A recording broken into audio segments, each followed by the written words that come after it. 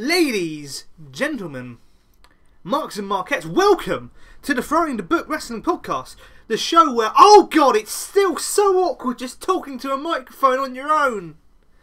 It's so weird. Help me. Also, it's quite windy. Don't know if you noticed. You might be able to hear that. It's very windy.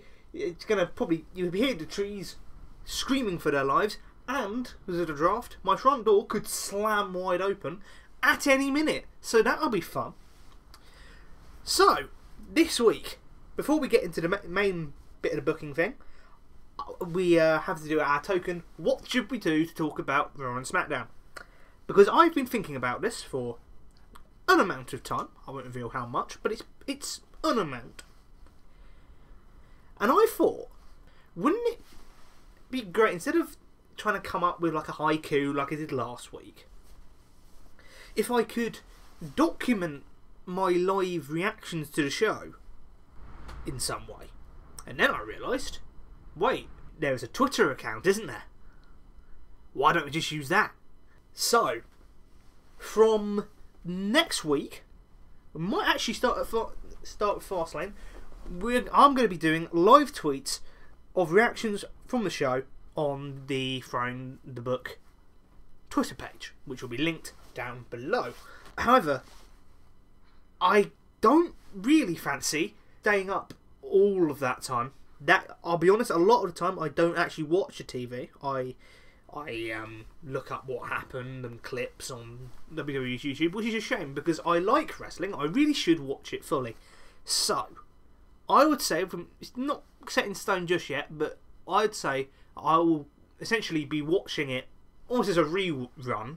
That's hard to say for some reason. Rerun from around about 9-10 o'clock GMT. If you're listening, you can watch along and see my reactions there, or you can just, if you've already watched it, you can laugh at the absolute shitstorm that I'll be throwing myself into. And plus, given it to be early in the morning, you'll still get some tired, slightly weird reactions to it, because that's what makes it good. The fact that you don't know what's going on, because your brain's very hazy. But to do a quick summary of Raw and SmackDown from last week. Samoa Joe winning the US title. Good. The weird SNL sketches. Bad. Ronda Rousey turning heel. Yeah, okay. The fact that the storyline around it is a complete mess. Oh. Did she? No. Oh. And that's all you're getting. That's all you're getting. Because this week, our topic is a bit rushed. Because it is based around some very recent and very shit news from NXT. So, let's move to it. And, what was the transition again? Oh yeah, it was this.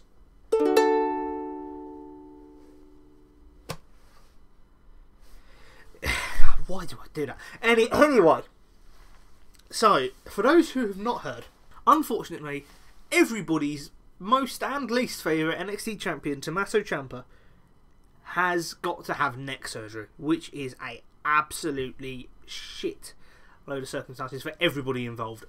Obviously, from here, we wish him a speedy recovery. Don't want any other thing coming across, of course. I mean, I don't know why you'd think that we'd not want him to have a speedy recovery, but anyway. This is such a shame because I was thinking about this the other day, and I think the Tomasso Ciampa Jonny Gargano NXT storyline, long form, might be the best wrestling storyline that I've seen happen live as a fan. I haven't been a fan for too long in the grand scheme of things. I came in, well, basically because I happened to watch a random Raw once when I was at my mum's because she had Sky, and it just happened to be the episode where CM Punk dropped the pipe bomb, and I was so confused, but so intrigued. And as great as that story was, it was also a complete mess. Somehow, the Ciampa Gargano storyline has got all of the hype that did. Well, not all of the hype, but a majority of the hype that one did. But has been genuinely really compelling. But it's the only sort of storyline that NXT could come up with, and it's been great.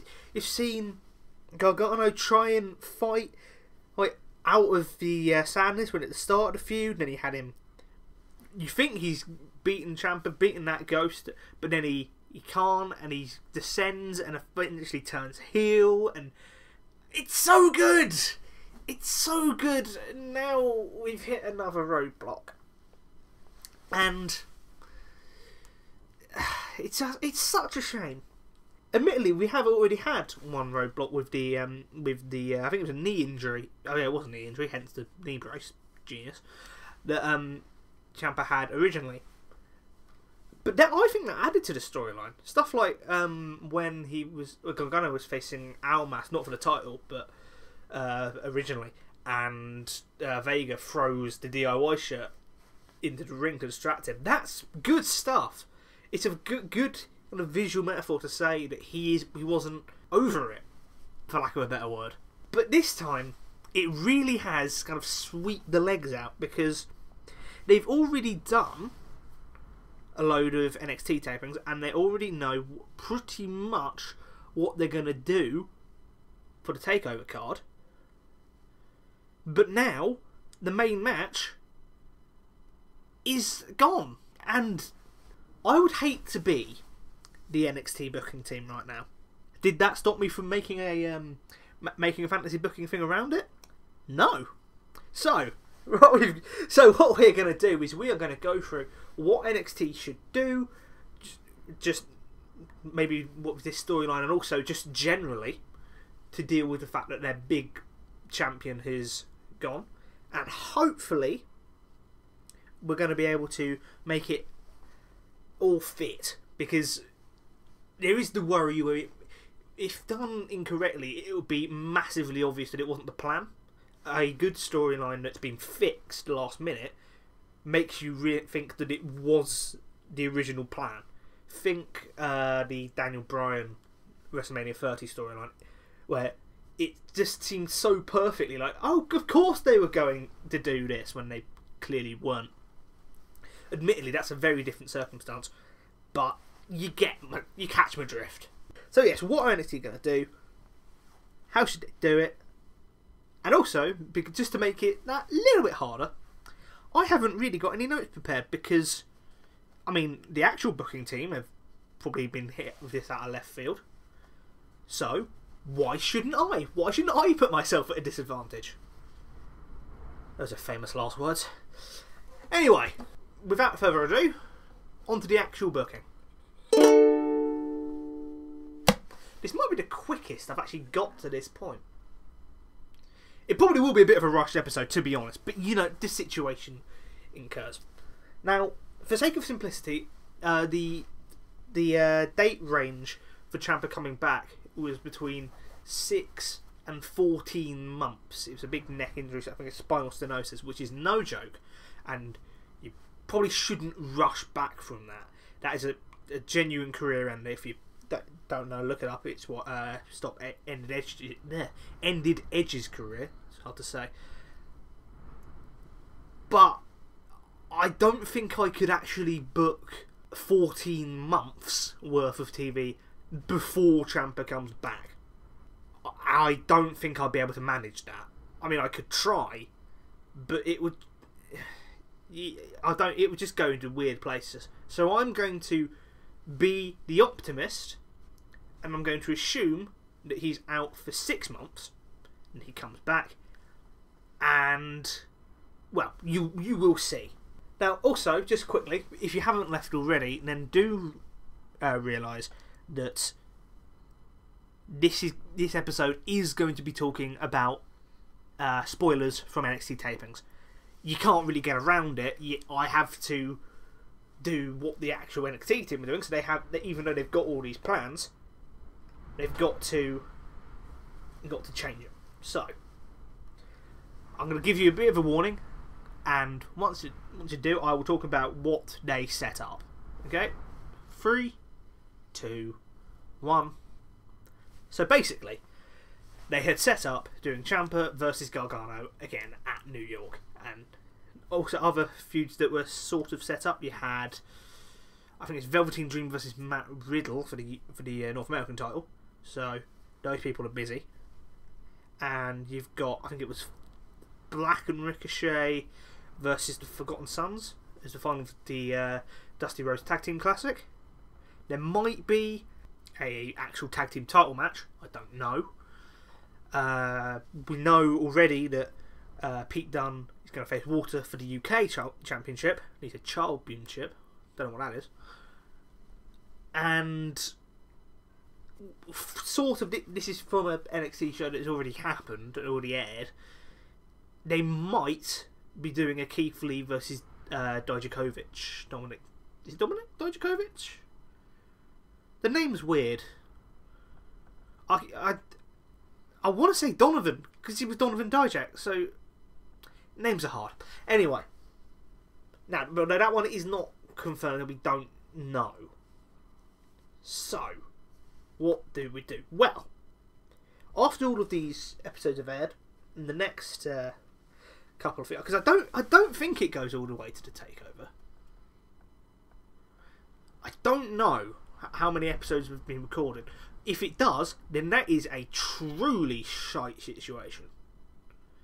But I'm going to hope that they are not, so you can have a bit of time to fix this. So, whenever this happens, William Regal comes out to the ring and he says, unfortunately, Tomasso Ciampa, you may have heard, he has been injured and he has had to relinquish the NXT Championship. So we need a new NXT title match, and I think it's only right that the first person in that match will be, and then before he finishes, Undisputed Era come out. Adam Cole, who is notably not busy on the night, says, hey Regal, nice to see you there. I don't know why I said that. I'd see you backstage, but I just appreciate you being out here, and I want to thank you for putting me in this match, because I deserve it. It's obvious that I do. I mean, these guys back here will believe me, and then presumably some Undisputed Era not shenanigans. That sounds like they were going to do something kind of ring-wise, but you know, Kyle O'Reilly type stuff. Kind of go, yeah, you raggy. Why did he turn into Scooby-Doo?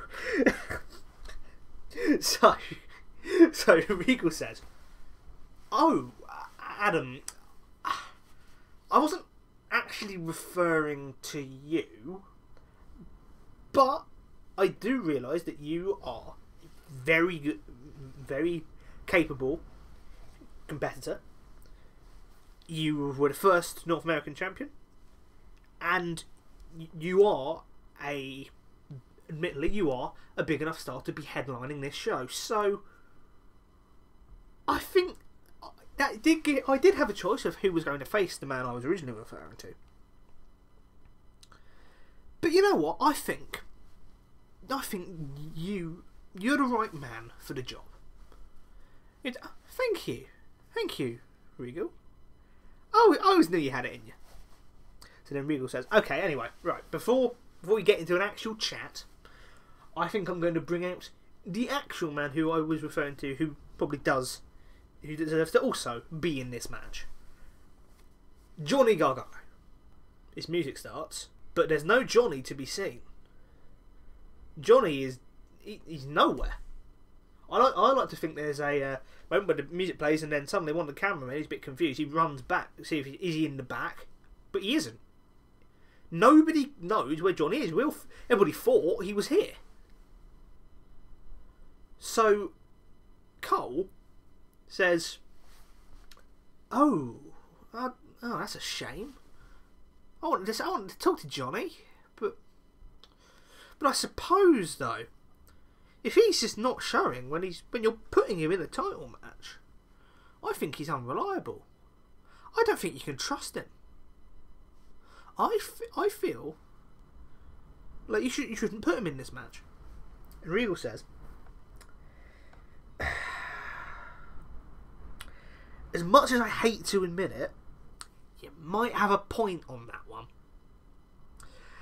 And Cole goes on.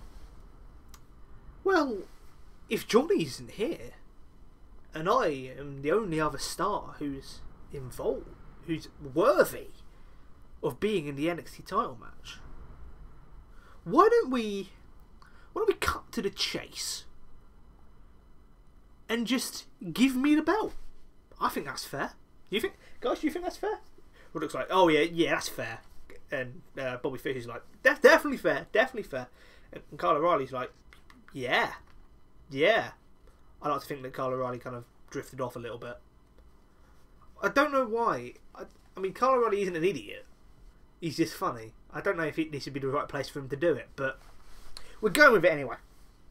So, Regal says, look, guys, I can't actually deal with you right now.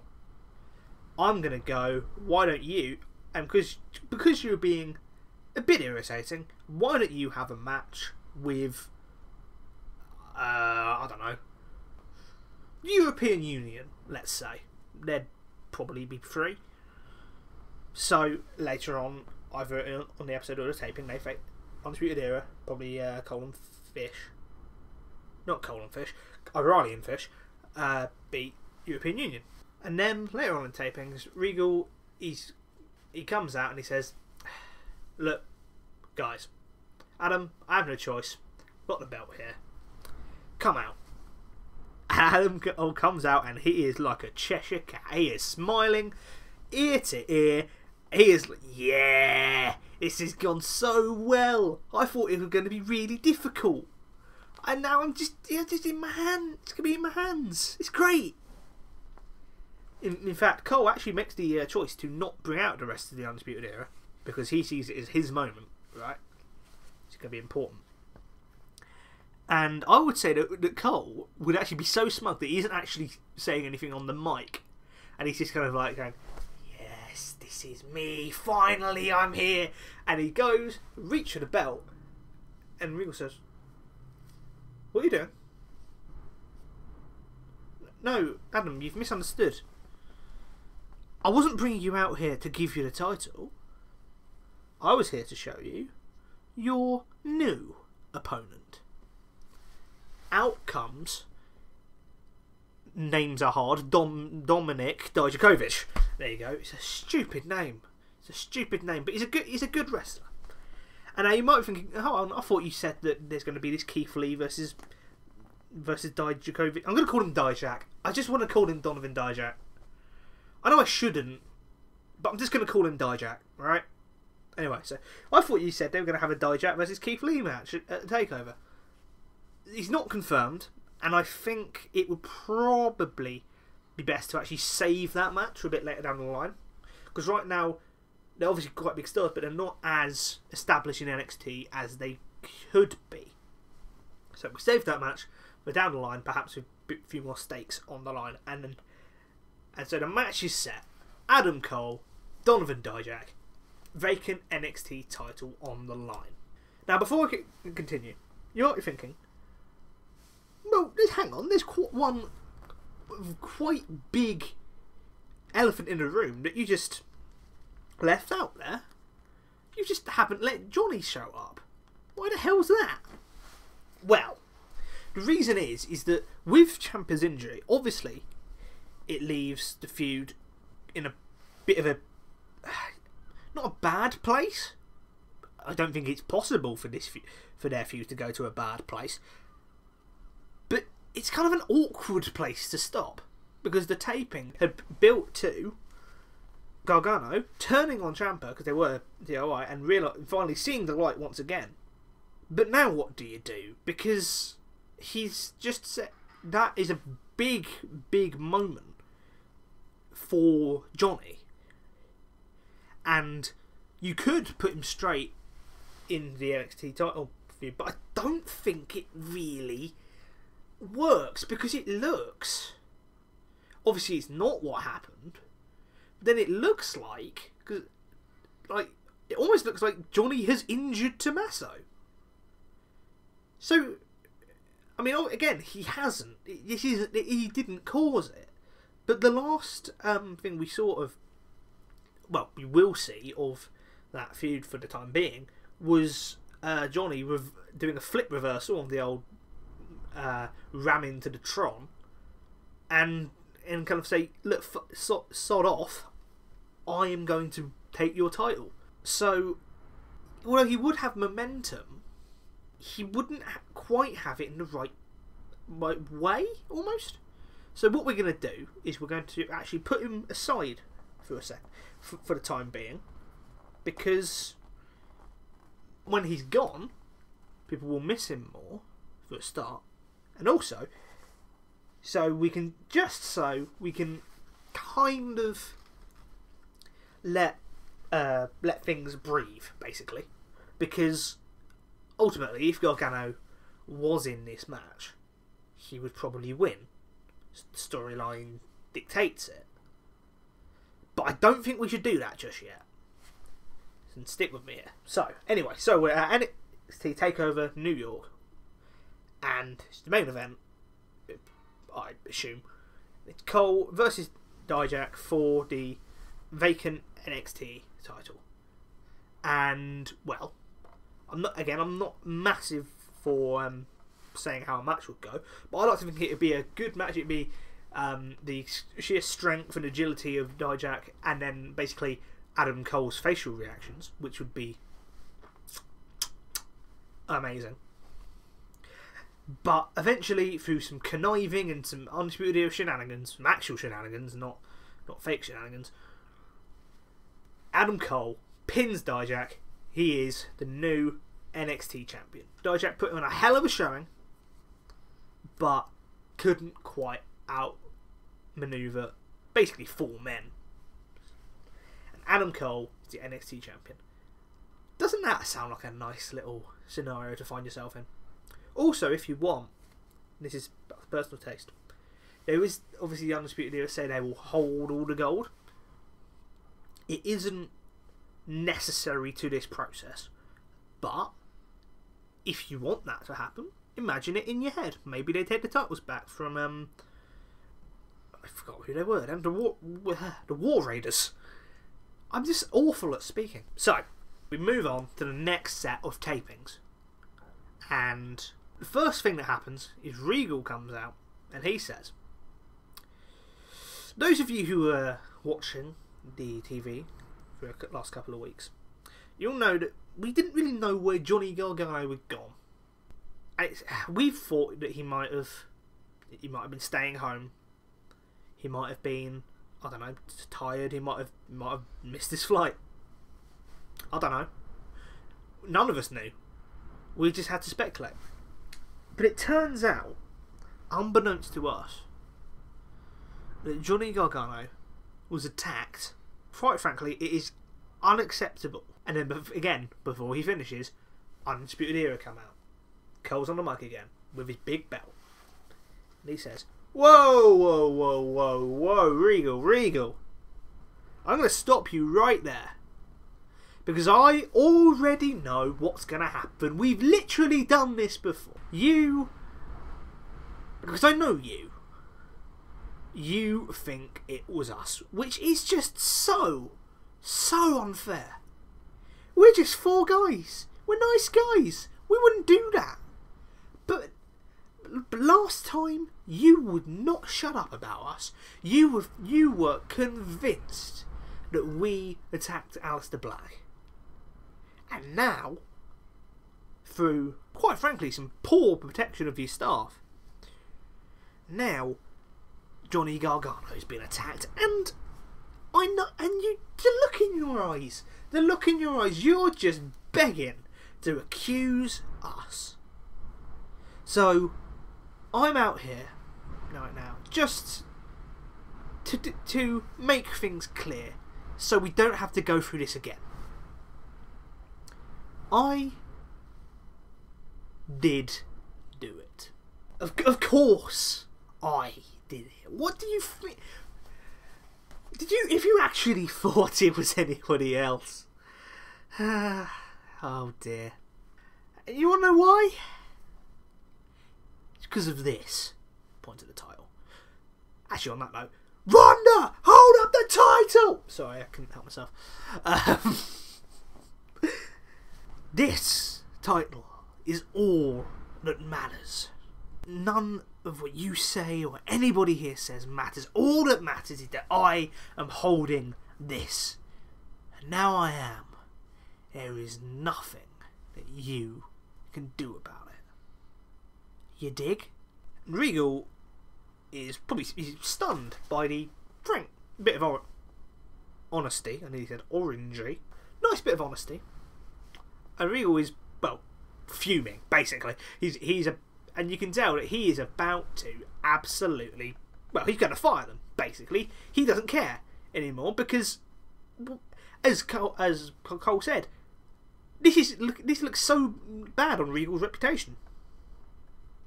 And he's going to fire them, and then before he can, says, oh, yeah, Regal, I know you're angry there. But you know, I said there's nothing you can do to stop us. Yeah, there's plenty that we can do to stop you.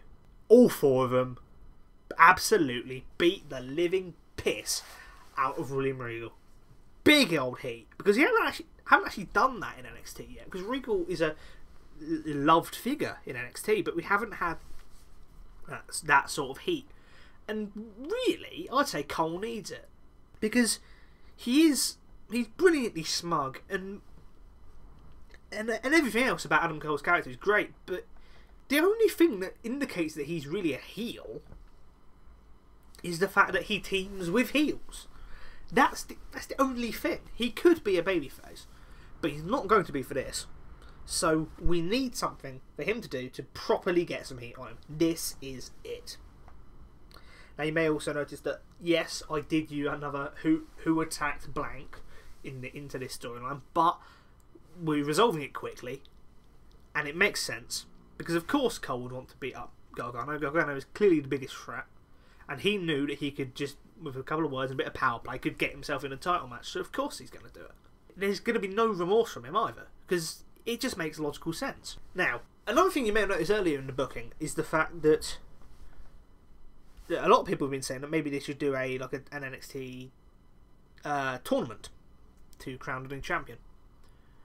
Now, I didn't do this because we would have literally just had the Tag Team Classic, and sometimes, well, you don't want two tournaments back to back, but we are going to do a tournament for Adam Cole's #1 contender, because as much as you don't want to do too many at once, tournaments are cool.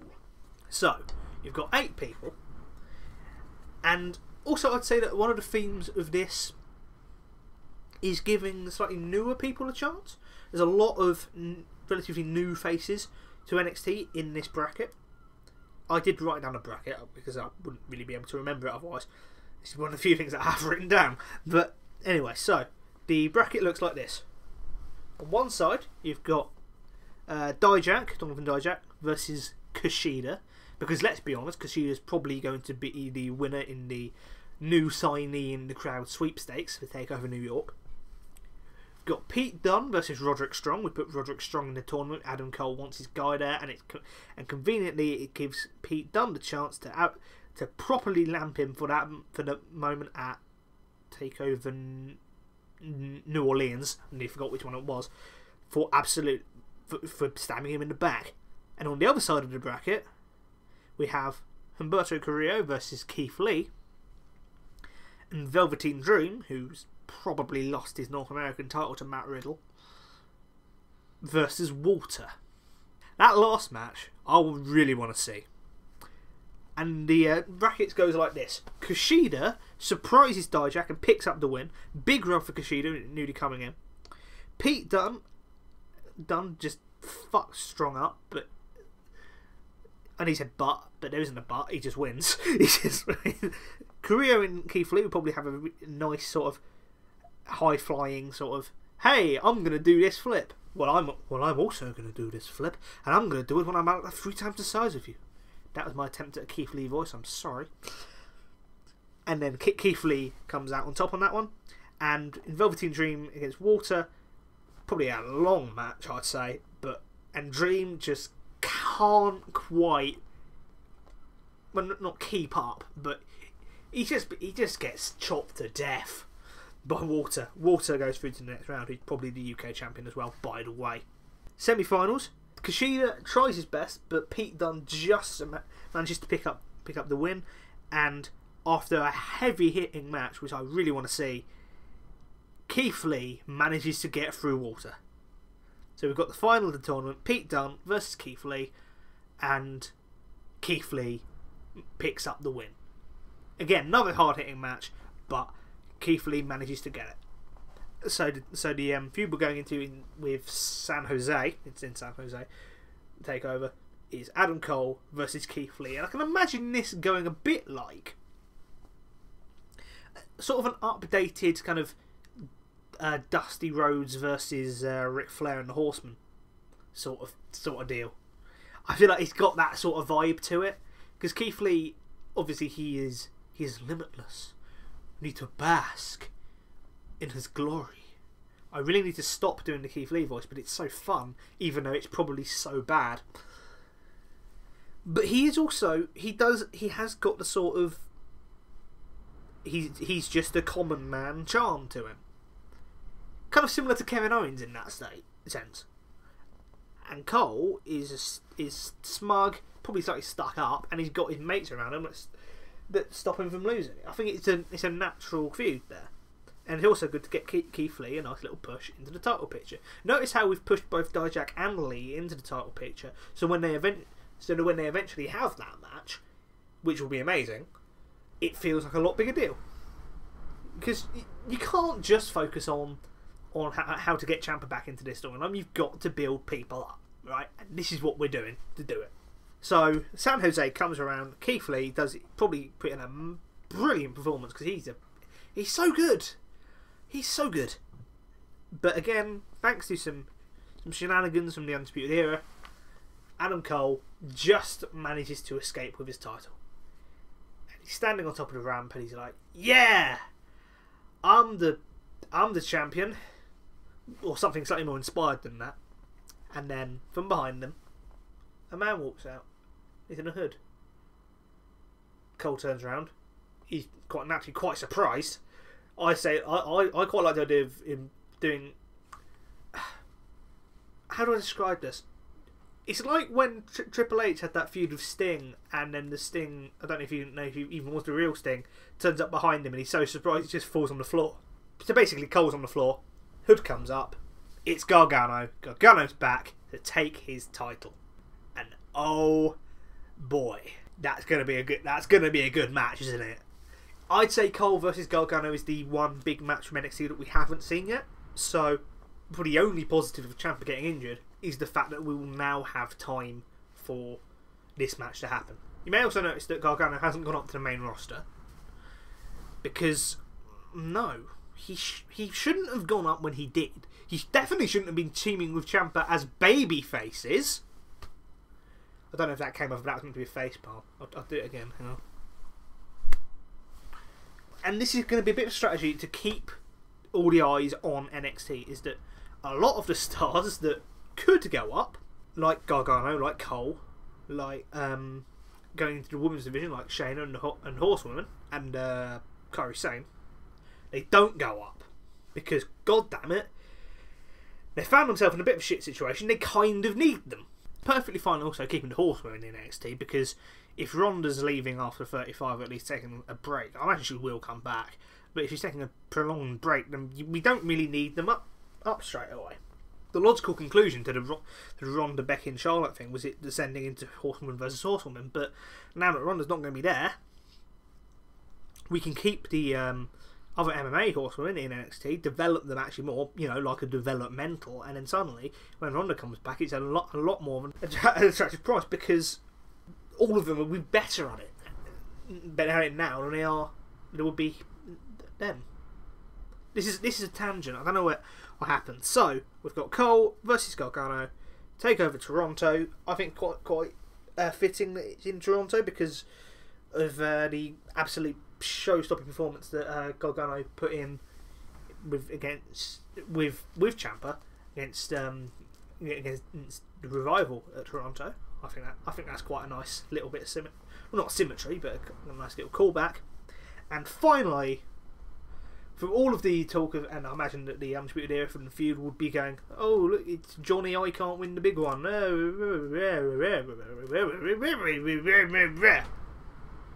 Words are hard. And finally, Johnny Wrestling wins the wrestling match, and he is, it's a weird way of putting it, and he is your new NXT champion.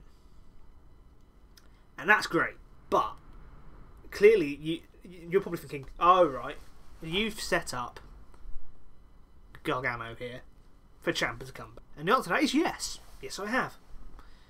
So what's Ciampa been doing in the meantime? Well, other than recovering. Well, I'm glad you asked me. What he's been doing is he has been doing a couple of, just occasionally on NXT TV, a little kind of video package from while he's recovering. And the reason we're doing this is because we need to keep him a heel, which is going to be hard because after Ciampa comes back from a potentially career-threatening injury, people are going to want to see him and kind of almost be a babyface. So we need to keep him on TV so he can be a heel. And he's saying stuff like along the lines of, you know what? Obviously, rehabbing this injury is a bit difficult, but life is just so much easier now. Now I don't have to do any puppeteering. It's so much easier. It's so much less work. It's just, I appreciate it. And what we're doing here is we're gradually, because obviously Ciampa isn't involved, he's kind of puppet master character, which works very well. It doesn't quite work now because essentially the last angle that Ciampa was in was basically Johnny saying, I used to have strings but now I'm free and there are no strings on me. Don't know why I clapped. I'm going to keep it in though. It's going to massively clip the audio, but I'm going to keep it in. But basically, good old heel work. And then earlier on that takeover, or maybe on TV before, or TV after. Or actually, yeah, I'd say do it on the episode after, where it's basically a pre-show of the takeover, but it's just on NXT in NXT's slot. You get a little video package from Ciampa, and he says, "After all of this time, I'm finally feeling better.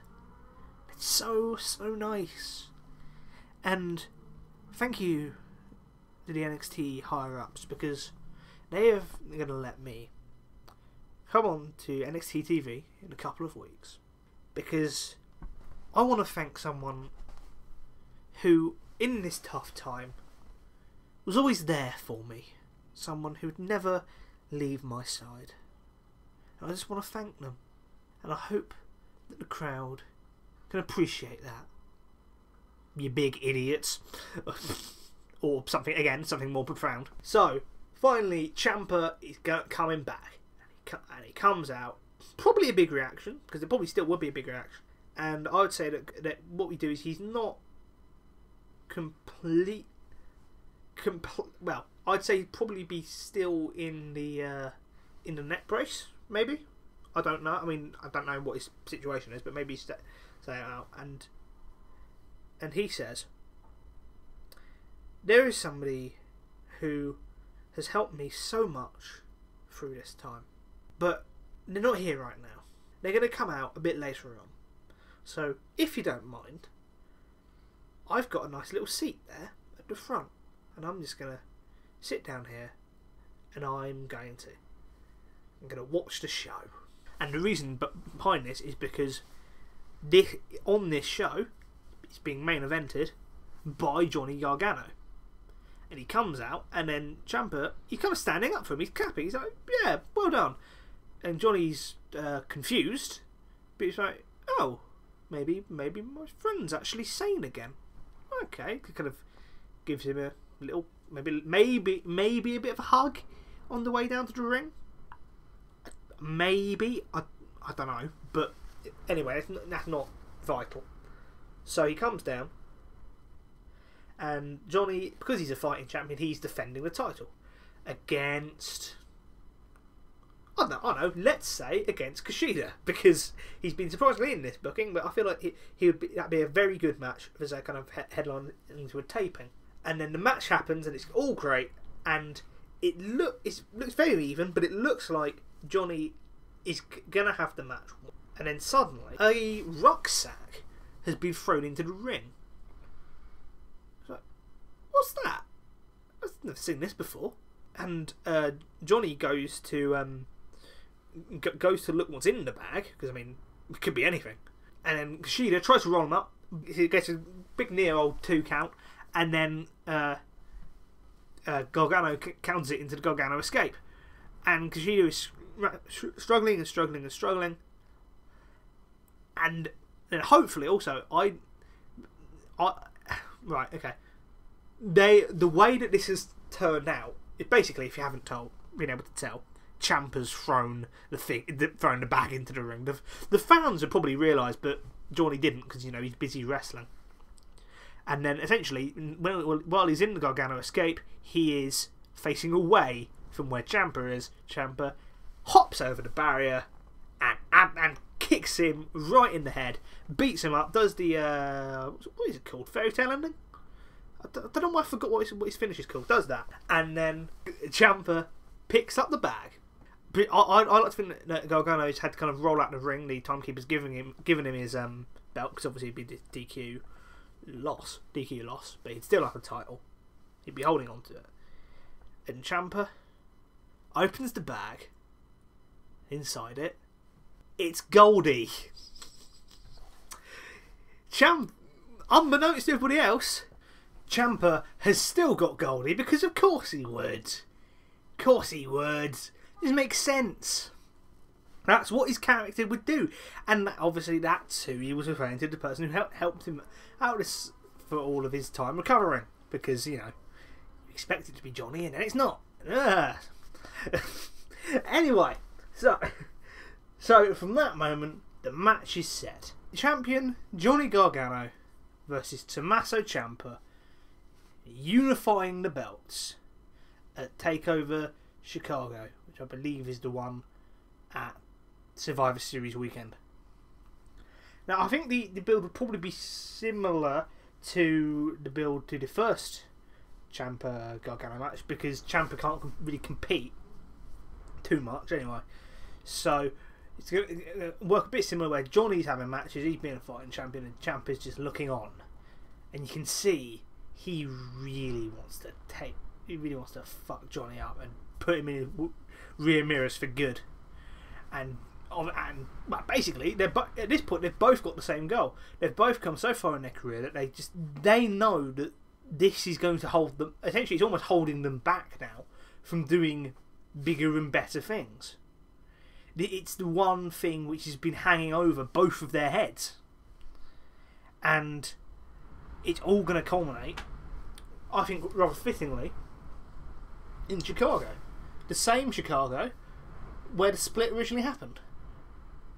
The same Chicago where Ciampa first beat Jonny in the street fight. I think that's a lovely little bit of symmetry. And match happens, it's as good as you'd probably expect it to be. And finally, Jonny wins. And I'd say a nice little touch here. I would have, after the match, Jonny celebrating, maybe holding up both belts, but probably just holding up one. And Ciampa sitting in the middle of the ring. He's sad. Well, naturally he would be. And then Jonny goes down, sits by him, consoles him. Just like that Cruiserweight Classic match. It all comes full circle. And I think that would be quite nice. And on that note, thank you very much for listening to this podcast. I hope you enjoyed it very much. If you want to, you can like and subscribe. You can actually, before I forget, I will actually be trying to get it onto Stitcher, iTunes, and all that lot, starting from this week. I thought the third episode, once I've got 3 episodes in the bag, it'd be a good time to put it on there from then. So I'm going to do that. If you want to, you can follow us on Twitter at throwingbookpod. You can email us at throwingbookpodcast@gmail.com. Also, something that I've actually failed to mention so far. This is not the only podcast I do. I also do a podcast with my good pal Timothy Broad. It's called Two in the Bush, which is surprisingly similar to the name Throw in the Book, and I always have to stop myself from saying Two in the Bush in the intro for this one. And I think the Twitter accounts, YouTube accounts, and SoundCloud accounts will be linked down there as well. I think it'd be good to do a bit of cross promotion. You know, if it's not about wrestling, if you didn't realise, I think I came up with the idea that it's about everything and nothing all at once. Two in the Bush. So interpret that how you will. You know, I said last week I was going to watch 205 Live. I didn't, but I will do. That's one of the reasons why I'm doing this Twitter thing. I'm gonna watch 205 Live because I need. It's good, but I don't, and I need to watch it. So I'm going to do that. We'll be doing those the live tweeting of them when I'm watching it on the Throwing the Book Twitter account, as I said earlier. We'll start on Fastlane, but I think I'll do that one actually live. I think pay-per-views will be actually live, and then the TV shows, Raw, SmackDown, NXT, 205 Live, would be after the fact. Times will be confirmed. I'll put that on the Twitter account. So if you're interested in that, you want to see my reactions to episodes as they happen for me, then go and check that out. And I think that's all. So thank you very much, and I bid you all farewell.